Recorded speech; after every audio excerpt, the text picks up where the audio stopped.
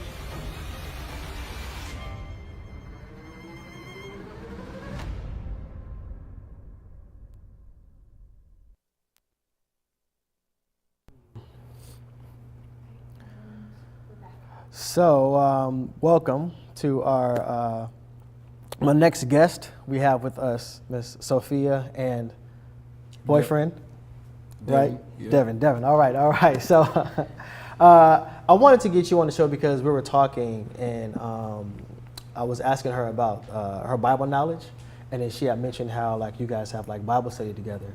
And then further questions led to like you guys don't really belong to a church, but it's kind of like something that you do just together, right? Which is admirable. I'm always down for people reading the Bible. But I just had it was intriguing to know like what's the story behind like why you feel like you'd rather not be like connected with a church. We are connected with a church. I would say we don't follow a religion. So we do our Bible study with the Israel of God. It's located out in Chicago. Pastor's name is Henry Bowie. So that's where we've got most of our Bible knowledge. What we do is every Sabbath day, on Saturday, we log on to YouTube. He does a live segment, and then we just read the Bible. He reads, we follow along, and that's pretty much it for the whole 2 hours. Oh, that's it. So there's no like praise, worship, music, and nothing like that. They have that before. So I have their music, and everybody that's there in person they'll do their thing, and then we usually just get on for as he starts reading. He'll start with the law, 10 Commandments, and then after that he'll kind of just break down the lesson, and we'll go from Old Testament to New Testament. Okay, all right. Yeah. Did you start off like being in like congregational worship, like being actually in the building? Is it just because like you found that place and because you're not in Chicago? But if you weren't in Chicago, like you would go to like the physical building? Yeah, definitely would want to go in person. We actually found one in Hayward, so they've got Israel of Gods all over the world pretty much, and we found one in Hayward, so we're gonna try and get there this summer, go in person. Okay, all right. And how long have you guys been dating? Let me ask. Like a little over 2 years. A little over 2 years? Yeah. All right, y'all met here? No, we just met through social media and other friends and stuff. Okay, all Yeah. right. So initially, was it like, hey, you gotta be about the Bible? Or was it like? Yeah, it was. On our first meet, I was kind of the thing that is really important to me, so I brought it up and asked her about it. Okay, Yeah. all right. It's good to hear. How old are you? I'm 22. 22. Yeah. All right. Can't say I'm mad at it. So you growing up, like, were you Was it a Bible heavy influence like when you was growing up? Is that what led to it, or is it just you was like, I just want to know the truth? Like, what is it? Yeah, so I grew up in a Christian household. We didn't attend church, but my parents always talked about having a relationship with God. And as I got older, one of my friends who's I'm really close with just kind of introduced me to the Bible and reading it and what the Most High is really about. And I just became very interested to learn more and to find the truth, because what I've been told was not what I was reading in the Bible. Oftentimes that's the case. Yeah. Is it the same for you? I grew up in a Catholic household, so for Easter and all the other holidays we would attend church with my family, but I didn't go often, and I just kind of didn't feel as connected with God as I wanted to. So before I met Devin, I was starting to try and find my way, but he definitely helped propel and introduce me to more things and has brought my relationship with God a lot closer. Okay, all right. So that's what's up. So it's like God brought y'all together. Yeah. All right, well, that's cool. Like I said, I'm not mad at it. I like, seeking out the truth and learning like what the truth is. Yeah. And the Bible is a great place to find pretty much what the truth is. Mm-hmm. So I'm glad that you guys have that going on and a place where you can have authority with it as well. Yeah. So that's going to do it for us right here in the studio. Thank you for joining us on Candid with Z Shepp. Thank you for my guests coming and breaking bread with us. And we'll see you guys next time. I'm trying to take us out. We pray that you listened, laughed, and learned a little more about love today. That's our show. Yeah, it's your boy Z Shepp on this microphone in the zone. No regrets, no digress. Satan can't stand it. When I'm in the building, it's about to get candid. Yeah, I know you think you can't handle it, but I'ma make it plain so you know that you can manage. We're here to learn and grow and let the people know we only lead with love. All praise to God above. Bow. Z Shepp is.